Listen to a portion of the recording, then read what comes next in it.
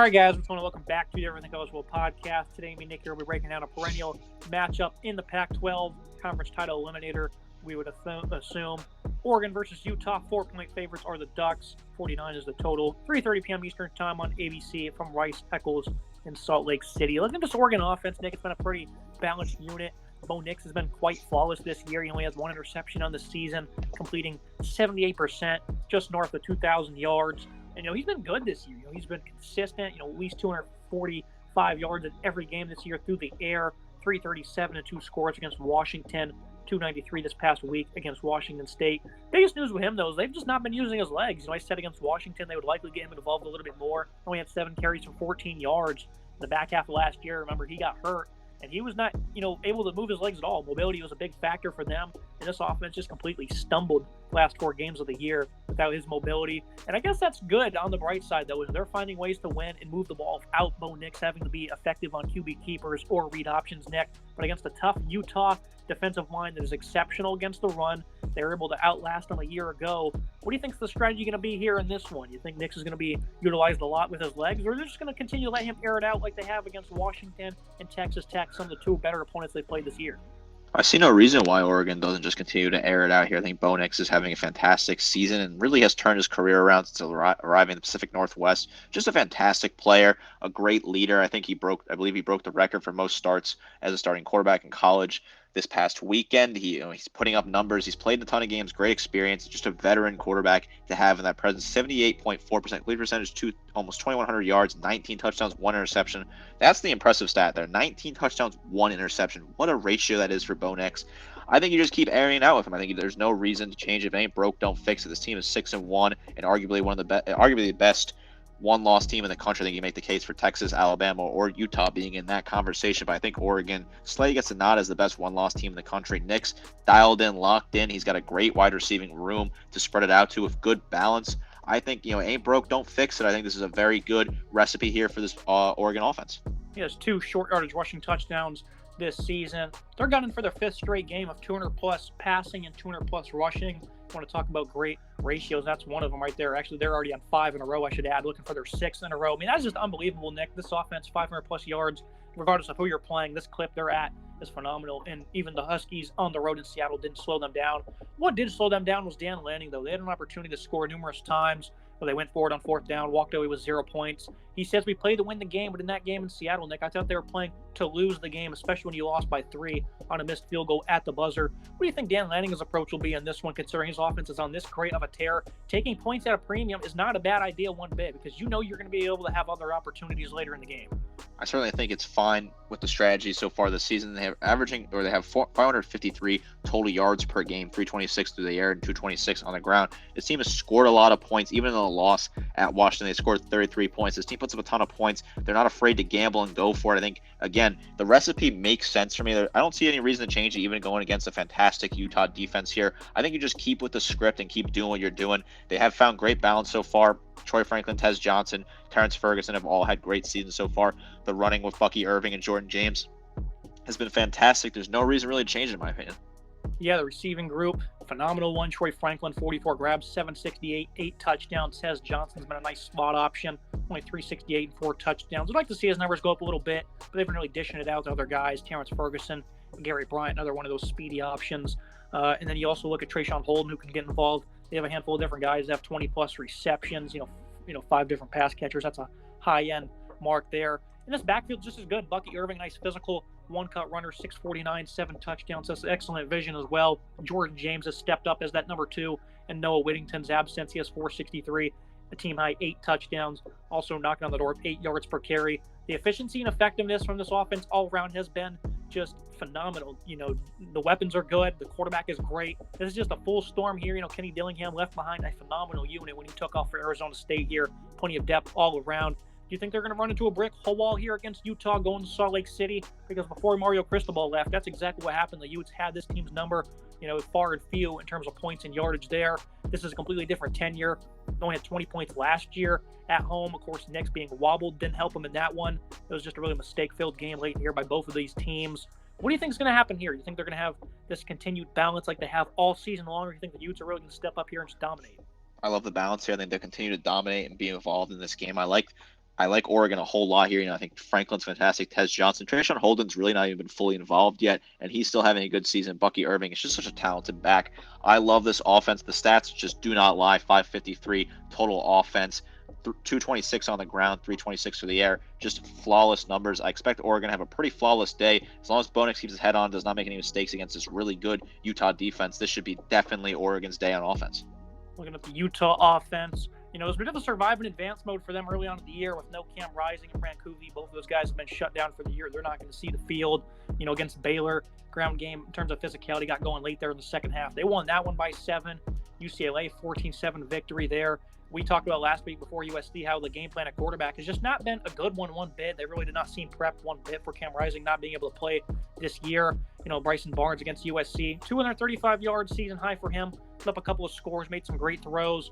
58% comp rate on the year though, 4 touchdowns, and he had 3 of them here in this past week. The Utes, I think this is going to be more of them coming back down to earth. They're coming off a game against a terrible USC defense led by a terrible moron defensive coordinator. So I think this is going to be more of a coming down party for them on offense. Or do you think they can keep this momentum going? Because the run game has certainly found an edge. You saw it against Cal. Jaquindon Jackson, he's back to dominating on the ground. Sayo Navaki coming over from safety. This guy's been ridiculous. 232 and 2 touchdowns rushing, all coming over the last 2 weeks. He's also been making big plays out of the backfield, 144 and 2 receiving touchdowns. They all of a sudden have a 1-2 punch with Vaki being the savior for them. He clearly is made for this position. Nate Johnson, they like to get him involved a little bit with the running game. That's going to be the approach here, I think. They're going to look to continue to dominate, 183 yards per game on the ground, looking to, eclipse, 200 to 250 once again. They want to beat the Ducks here at home. How do you think the offense is going to do, though? Back to normalcy, or do you think they're going to stay hot? They certainly have to stay hot on the ground if they want to be involved in this game. Vaki has been fantastic since he's converted over here, 232 on the ground and 2 scores for him in his limited appearances. I like what they've done so far with that. This team's been battling injuries. Obviously, no Cam Rising, no Brent Kuthi is a huge issue for this team, but they're, like you said, survive and advance. They're finding ways to get the job done despite a depleted offense that is just missing so many talented players. At this point, Money Parks, their best wide receiver. We really haven't seen enough out of him, in my opinion. But then again, the quarterbacks thrown to him have just not been fantastic. This has been a tough survive and advance mentality for this offense. The 183 on the ground is impressive. They're going to have success against Oregon. They're going to have to run the ball. Oregon's a pretty good run defense. They allow under 100 yards per game. Can Utah find success on the ground? That's going to be really the only way they can win this game, in my opinion. Figured they'd have more success against an awful USC defense vertically, and they really did. Money Parks, Devon V. Lee, they can really eat you up vertically. Mikey Matthews has stepped up this year. All 3 of those guys have north of 200 yards. Viaki already's 4th on the team on only just 6 receptions in terms of yards receiving. So those receiving corps certainly can, be reliable in terms of conversions and even getting deep if they want to roll out some play action. But like you said, for the most part of this year, before going against the terrible USC defense, would be just the quarterback position. They've just not been really tuned into getting consistent play out of them, or even really committal to throwing the football one bit. So again, they're going to have to run the ball a good bit in this contest. And it starts with an offensive line. Keaton Billis, good run blocker. Satona Lamua as well. Michael Mokafsi isn't as great. And some of these guys aren't really all that polished in pass protection. Spencer Fano, another one of those guys. But overall, again, like we say every week with Utah, this is a unit that can really wear you down with its physicality. I think that's going to be the game plan here against Oregon. I think it certainly is going to be the game plan here. Is can they be physical and wear down this defense and get the matchups they want with the offensive line? This is a good offensive line unit that has looked good and be able to create holes for their offense to run the ball like we saw against USC, like we saw against Cal 2 weeks ago. Can they have that good balance, or is Oregon going to be able to replicate what Oregon State did and stuff the run and really force Utah into tough positions? Now looking at the Oregon defense, you kind of figure they're in for a rough outing against Washington. Held them to 99 yards on the ground, where that was one of their better outings rushing the ball for Washington.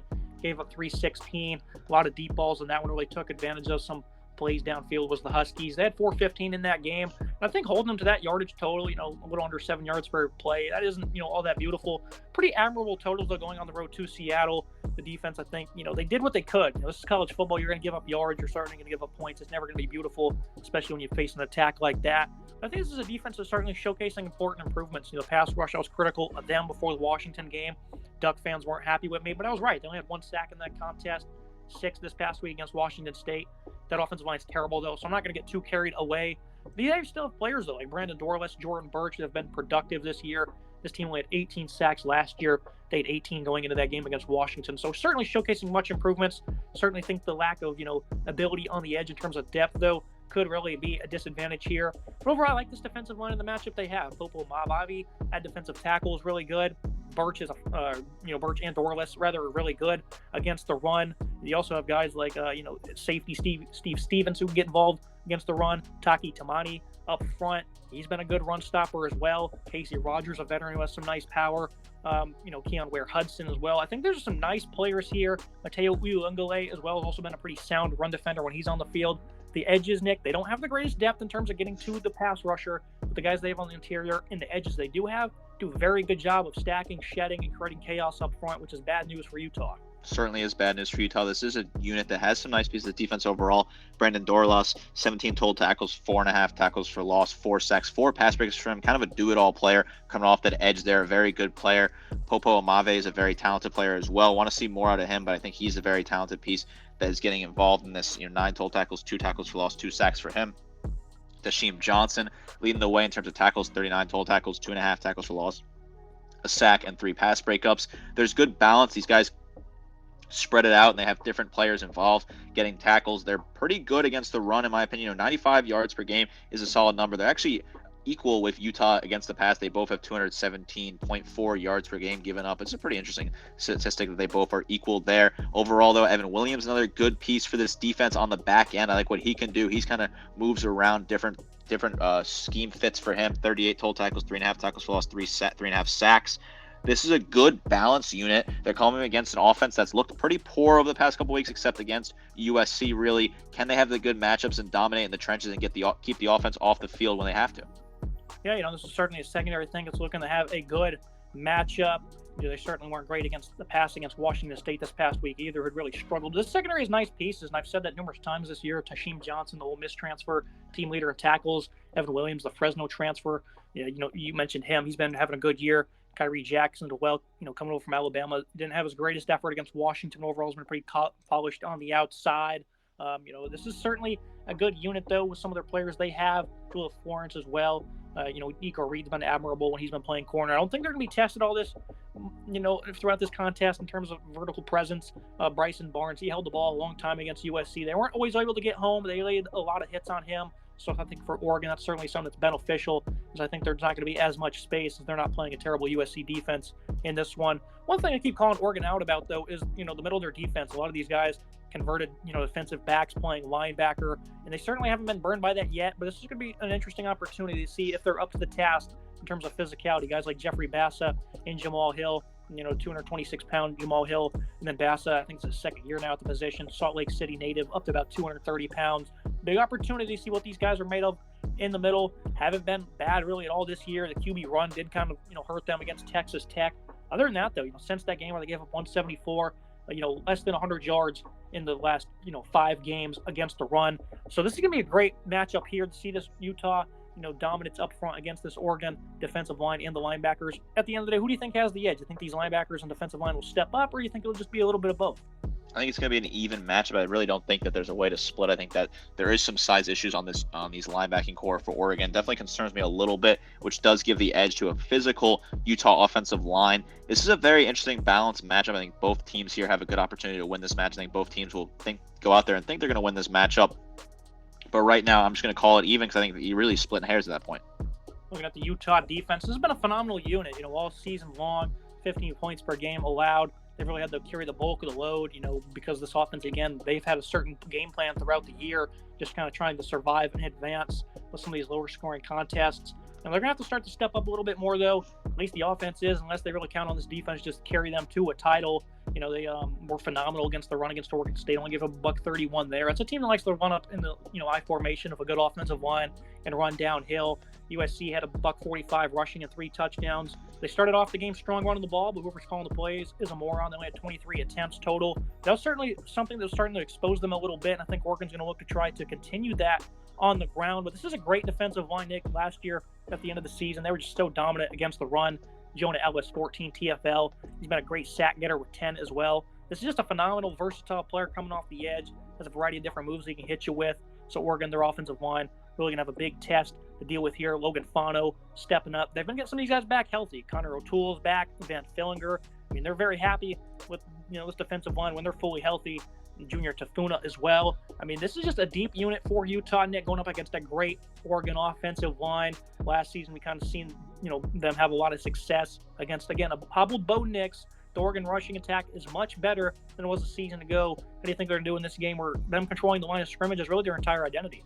They certainly have to control the line of scrimmage. It's a big opportunity for them to get this chance to do so. They got to be able to plug the run and be able to get after Bo Nix and make Bo Nix uncomfortable. They got to win the battle in the trenches, which Oregon's been doing really good so far in this season to get that job done. They do have some serious ability to get in the backfield and make quarterbacks uncomfortable, make Caleb Williams uncomfortable all last week for USC. So I think that's going to be the key to success is can they get in the backfield? Jonah Ellis has been an absolute freak coming off the edge for them so far this season. 14 tackles for loss, 10 sacks, 32 total tackles for him. Can Ellis get in the backfield and make Bo Nix uncomfortable? If you got to make Bo Nix run, what can you do with that as well to try and spy and contain him? I think it's going to be an interesting chess match here for this Utah defense. Can they find a way to balance the pressure on Bo Nix, but also make it so that it doesn't pick them apart on the ground?